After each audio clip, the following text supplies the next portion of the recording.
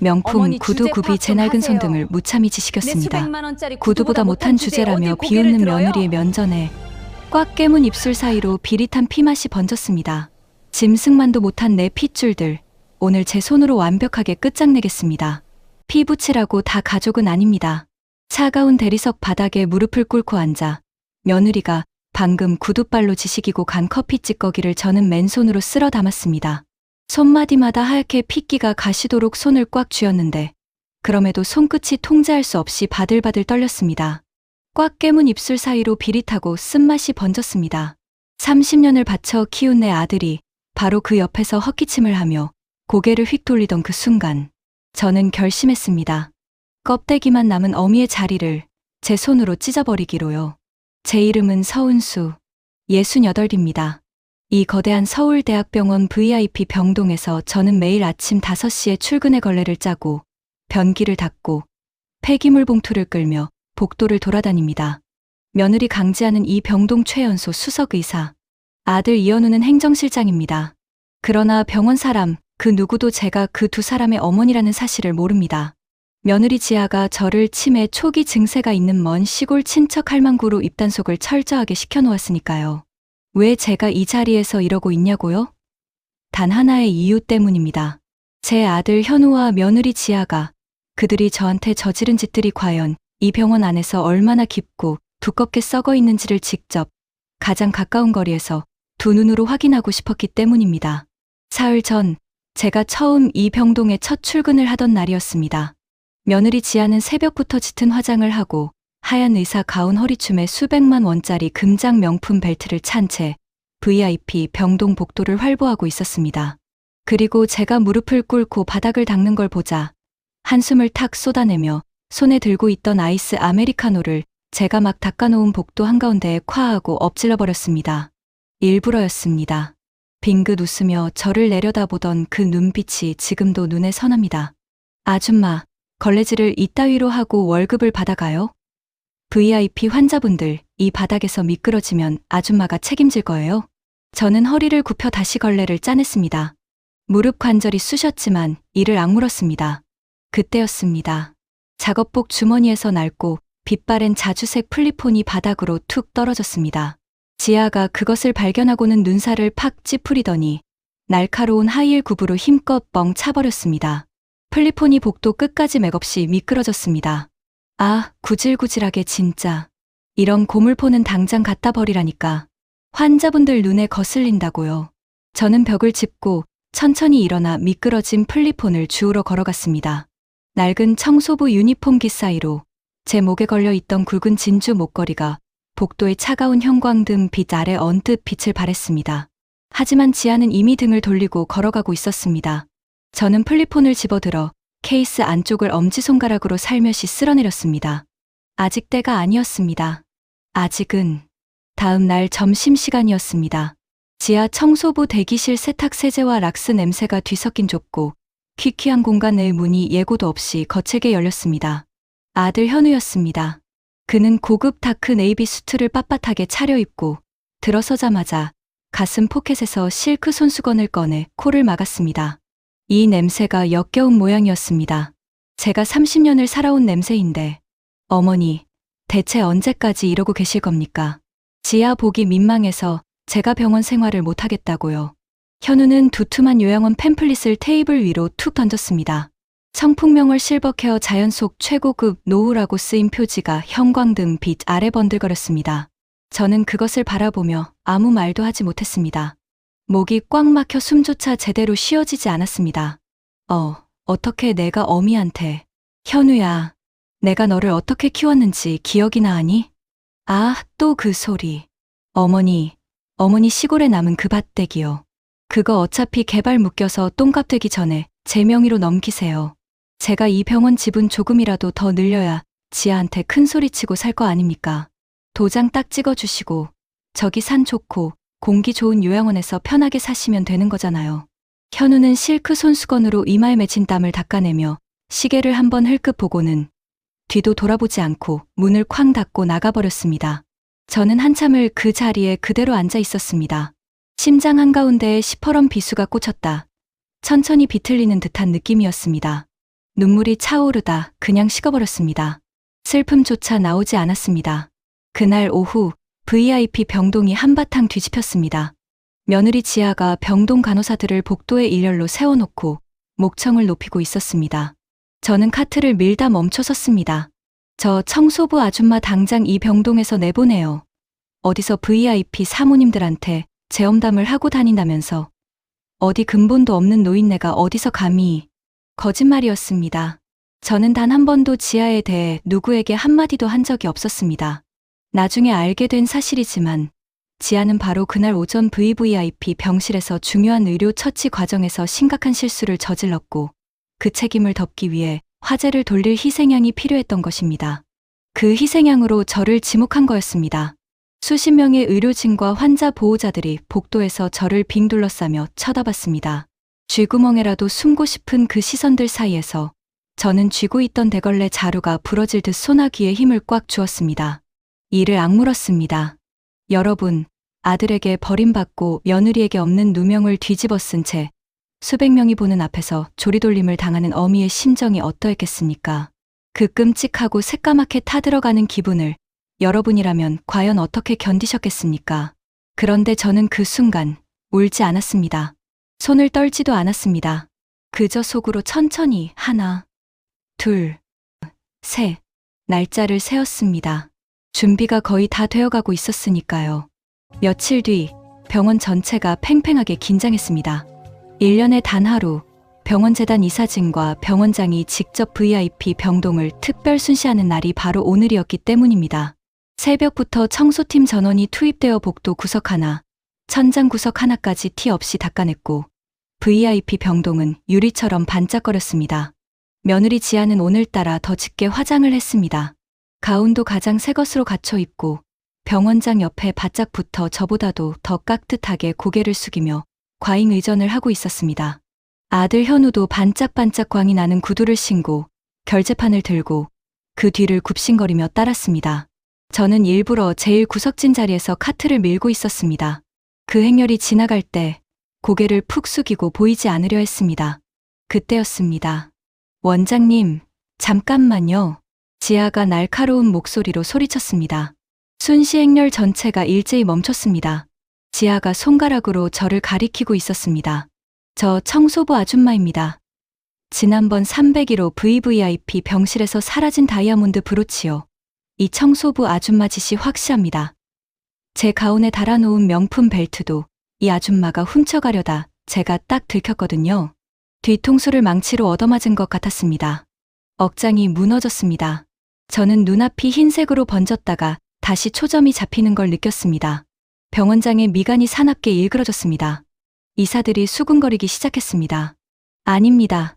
저는 훔치지 않았습니다. 강 선생님, 대체 왜 이러십니까?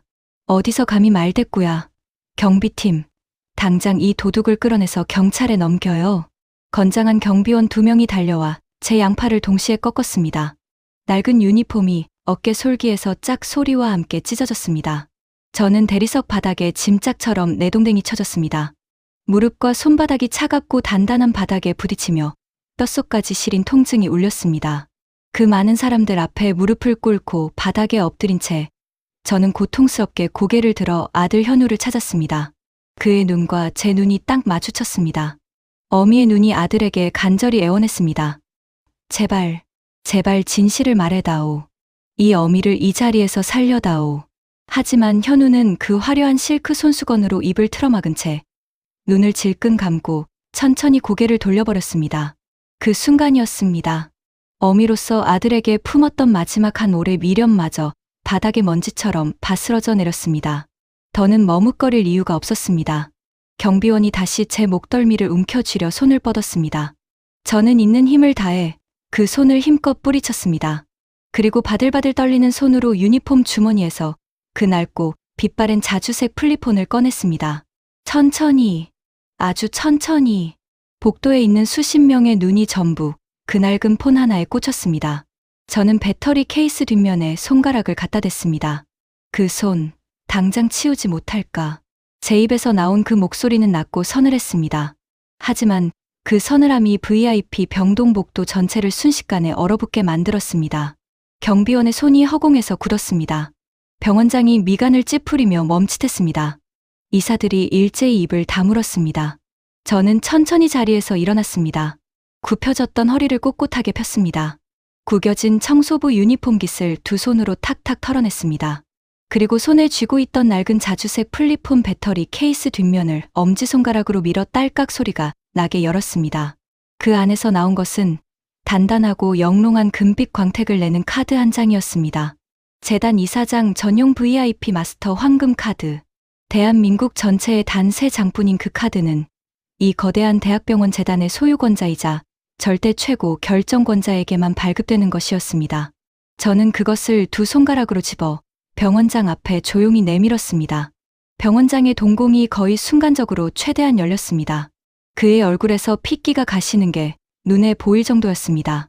카드를 보고 또 보고 저를 보고 또 보았습니다.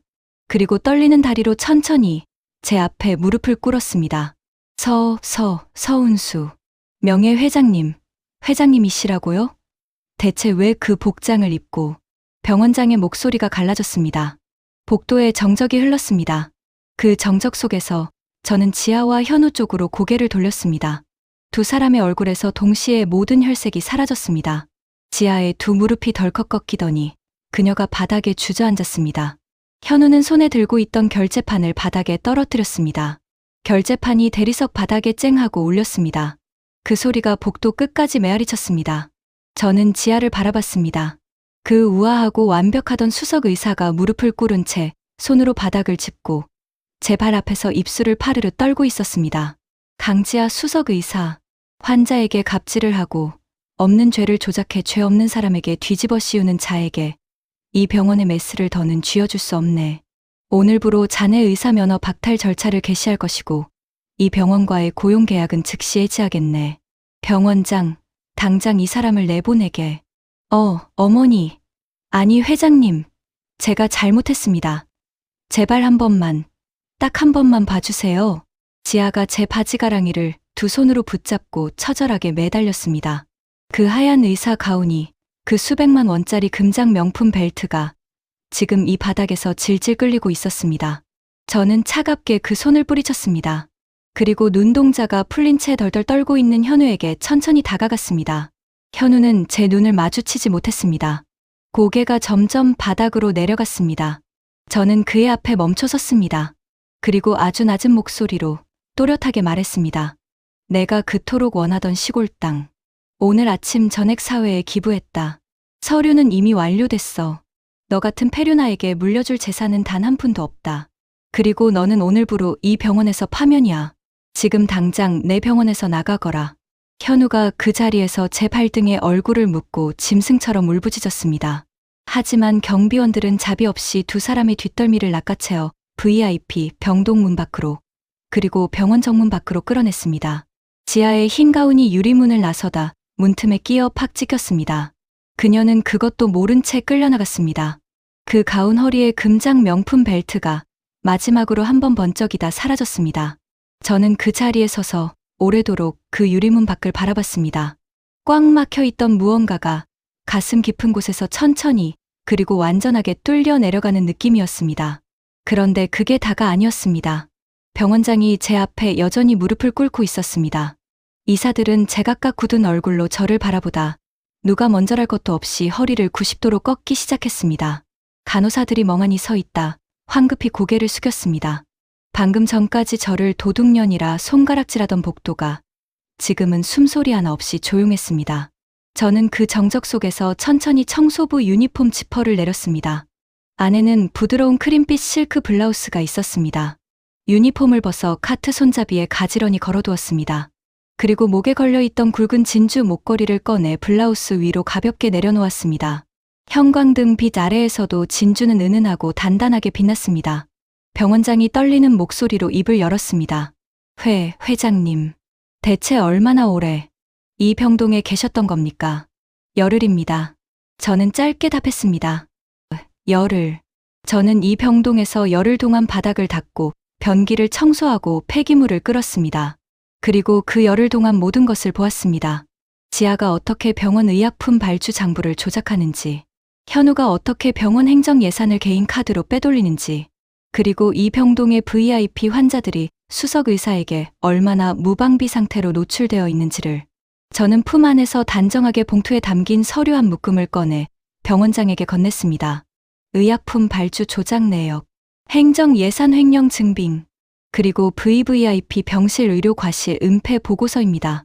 사본은 이미 어제 오후에 보건복지부와 검찰청에 각각 발송했습니다. 병원장의 손이 서류를 받으며 부들부들 떨렸습니다. 이 서류들을 토대로 강지아에 대한 의사 면허 박탈 및 형사 고발 절차를 즉시 진행해 주시기 바랍니다. 이현우의 횡령건도 함께요. 병원 법무팀이 처리하기 어려우시면 제가 직접 재단 법무팀장에게 지시하겠습니다. 알겠습니다, 회장님. 즉시 진행하겠습니다. 그제야 저는 깊게 숨을 한번 들이켰습니다. 식도를 타고 들어오는 공기가 차갑고 깨끗했습니다. 열흘 만에 처음으로 제대로 숨을 쉬는 것 같았습니다. 그로부터 2달이 흘렀습니다. 강지아는 의사 면허가 박탈되었습니다. 의약품 발주 조작과 의료 과실 은폐 혐의로 재판을 받게 되었고, 그 재판이 끝나기도 전에 횡령 혐의까지 추가로 더해졌습니다. 이현우는 병원에서 파면당한 당일 검찰에 출두했습니다. 언론에 2 사람의 이름이 오르내리던 날, 저는 그 기사를 읽지 않았습니다. 읽을 필요가 없었습니다. 이미 알고 있었으니까요. 어떤 결말인지를. 현우가 구치소에서 편지를 보내왔습니다. 3장짜리였습니다. 저는 봉투를 열지 않았습니다. 그 편지를 서랍맨 아래 넣어두고 서랍을 닫았습니다. 그날 저녁, 저는 오랫동안 비워두었던 재단 회장실 소파에 앉았습니다. 창밖으로 서울 야경이 낮게 깔려 있었습니다. 진주 목걸이를 손에 쥐고 가만히 만지작거렸습니다. 이 목걸이는 제 어머니가 돌아가시기 전 저에게 남겨준 것입니다. 평생을 참고 버티고 품어온 어머니가, 그분은 생전에 이런 말씀을 하셨습니다. 은수야, 사람이 사람을 짓밟을 때 짓밟히는 사람이 더 깊이 뿌리를 내리는 법이야. 꽃은 밟혀도 봄이 오면 올라온다. 저는 그 말을 30년 동안 가슴에 넣고 살았습니다. 그리고 이제서야 비로소 그 말이 무슨 뜻인지 온몸으로 알 것 같았습니다. 저는 소파에 등을 기대고 눈을 감았습니다. 창밖 어딘가에서 봄바람이 불어오고 있었습니다. 여러분, 혹시 주변에 이런 분이 계신가요? 참고 참다 결국 아무 말 없이 혼자 다 감당해내는 분이요. 그분들께 이 이야기를 드리고 싶었습니다. 오늘 사연 등불이 전해드린 이야기 어떠셨습니까? 사람이 사람을 짓밟을 때 짓밟히는 사람이 더 깊이 뿌리를 내리는 법이라는 어머님의 말씀처럼 아무리 매서운 겨울이 시련도 다가오는 봄을 막을 수는 없는 것 같습니다. 여러분, 혹시 주변에 이런 분이 계신가요? 참고 참다 결국 아무 말 없이 혼자 다 감당해내는 분이요. 그분들께, 그리고 시청자 여러분이 가슴속 응어리진 곳에도 오늘 이 사연이 작은 위로의 등불이 되었기를 바랍니다. 여러분의 생각과 비슷한 경험담을 댓글로 나눠주세요. 저도 하나하나 소중히 읽겠습니다. 구독과 좋아요는 저희 사연 등불이 더 따뜻하고 속 시원한 이야기를 찾아오는데 큰 힘이 됩니다. 오늘도 끝까지 함께해 주셔서 감사합니다.